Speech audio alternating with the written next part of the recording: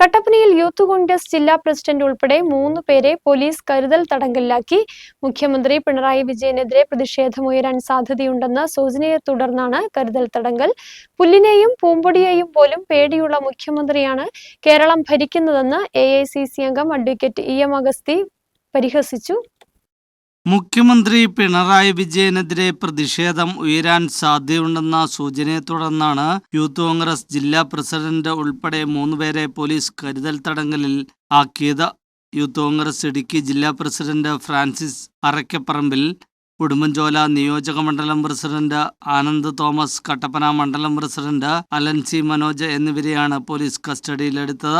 സംഭവത്തിൽ പ്രതിഷേധവുമായി കോൺഗ്രസ് രംഗത്തെത്തി. പുല്ലിനെയും പൂമ്പൊടിയെയും പോലും പേടിയുള്ള മുഖ്യമന്ത്രിയാണ് കേരളം ഭരിക്കുന്നതെന്ന് AICC അംഗം അഡ്വക്കേറ്റ് EM അഗസ്തി പറഞ്ഞു. മഹാരാജാവിൻ്റെ ഭരണകാലത്ത് രാജാവ് എഴുന്നള്ളുമ്പോൾ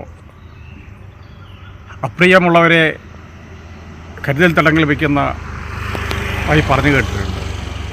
അതിന് സമാനമായ നടപടിയാണ് കേരളത്തിലെ മുഖ്യമന്ത്രി നെടുങ്കണ്ടത്തിൽ പോകുന്നതിന് കട്ടപ്പനയിലെ ആളുകളെ കരുതൽ തടങ്കലിൽ വയ്ക്കണമെന്ന് തോന്നിയ പോലീസ് ഉദ്യോഗസ്ഥന്മാരുടെ മൗഢ്യം വളരെ പ്രതിഷേധാർഹമാണ്, അപലപനീയമാണ്. പോലീസ് ദർബാഴ്ചയാണ് കേരളത്തിൽ നടക്കുന്നത്. മുഖ്യമന്ത്രിക്ക് പൂലിനെയും പൂമ്പൊടിയെയും പോലും പേടിയായിരിക്കുന്ന ഒരു കാര്യം, ഇത്ര ഭീരുവായൊരു മുഖ്യമന്ത്രി കേരളത്തിൽ ഉണ്ടായിട്ടില്ല. ഈ യൂത്ത് കോൺഗ്രസ് പ്രവർത്തകന്മാരെ കസ്റ്റഡിയിലെടുത്ത നടപടിക്കെതിരായി ശക്തമായ പ്രതിഷേധം കോൺഗ്രസ് പാർട്ടി സംഘടിപ്പിക്കും.